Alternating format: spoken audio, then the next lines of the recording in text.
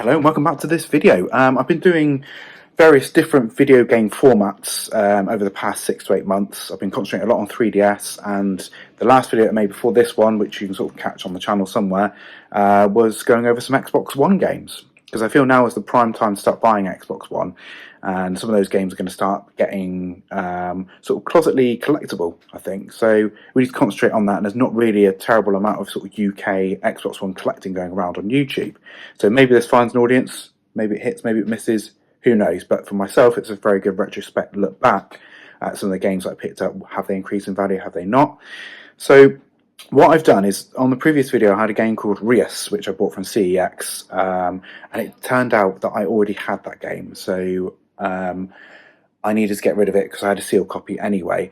As good fortune would have it, it actually trades in now for the same price that I paid for it, even in such a small amount of time, so I got my money back in trade form, as well as trading in a copy of Park Beyond on the PS5 and Saints Row on the PS5, because those games I just don't play. I found Park Beyond was like way too complex for my liking. I thought it was going to be like a theme park, but it's not. Anyway, so what I did is I got 15 quid for those 3 games, and what I bought in return for that was, I looked for the most unusual Xbox One game I could find, and I settled on this one here, which is Police Simulator Patrol Officers.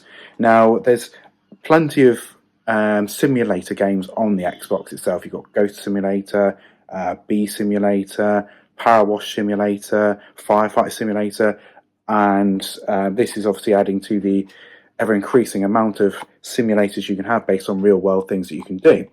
As you can see, it's an Xbox Series X and Xbox One release, and this was released in November of 2022. I have a feeling that this is going to be a valuable one in years to come, because as you can see, I paid the £12 for it. Want to trade in my 3 games. I also got a 3DS game as well, which I'll cover in a later episode, not for this time. Had to settle on the fact that the sleeve of this one's a little bit ropey. As you can see, it's got a bit of water damage to it, but that's okay. I'm not too bothered about that, if I'm being honest with you, because you know, I want to play this game. It's not really for primarily a collecting standpoint. What I want is a game to enjoy, and also with the bonus of it might being worth money in years to come. And I've got a fair point that this will be, because checking on eBay completed listings for this game, at this moment in time, it's around about 30 quid to get a copy of it. So it's already standing in good stead for being a game that's going to increase in value as time moves forward. But what game is Police Simulator? What is it all about? So it's quite a structured game. You have sort of like a career mode that you start off with, where you are like a rookie police officer set in the town of Brighton, not in the UK. It's a fictitious town apparently, and you have basically shifts that you go through, and you earn points to sort of level yourself up as the missions go on. You also have sort of a meter that starts at 100, and it will drop down if you start doing stuff that's not seen as you know, the cordial behaviour you expect from the police force. I suppose that depends on what country you're in, doesn't it? So yeah, if you start misbehaving, those points go down, and then inevitably, I shouldn't be a game over if you get to 0, or maybe you get a reputation for being a bit of a bad cop.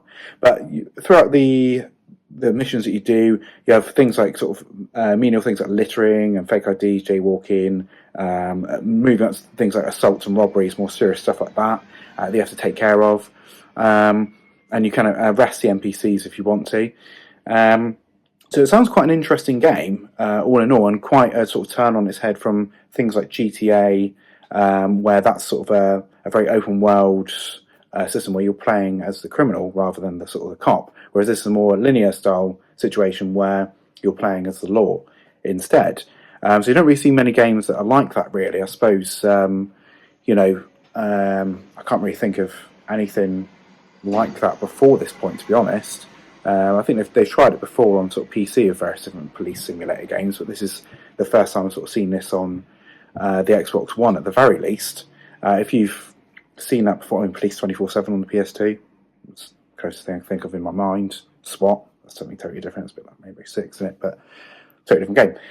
Anyway, so on this you have your handcuffs, you have your flashlight, cameras, stun gun, handgun as well. You're in America, of course. You know, not like here we get a police baton and that's it, up against a gun or a knife in London.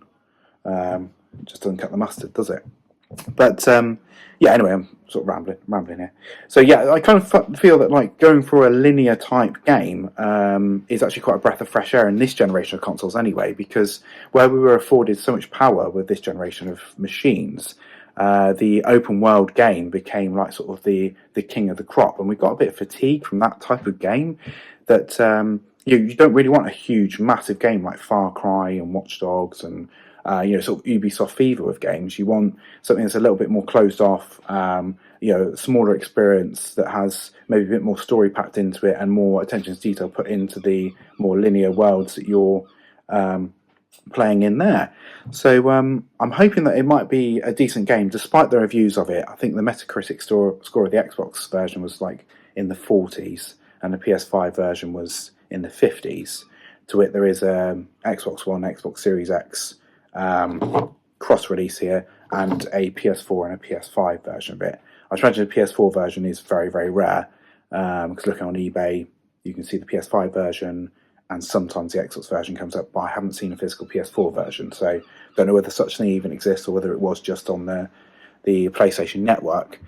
But anyway, I mean, I think the crux of this is that this sort of game here, as time moves forward with the Xbox One, it's the right time to sort of buy into things that you haven't seen before, quite unusual games. You can have your usual suspects, your Halos, your Gears of War, your Forzas, the first party stuff, Rise, and the Dead Rising games, the early stuff, which they did a lot in a print run, or sometimes going off the beaten track might prove to be the stuff that's going to be valuable in years to come. So while stuff's cheap, the first place stuff is really cheap. It's £1 or £2 at the moment.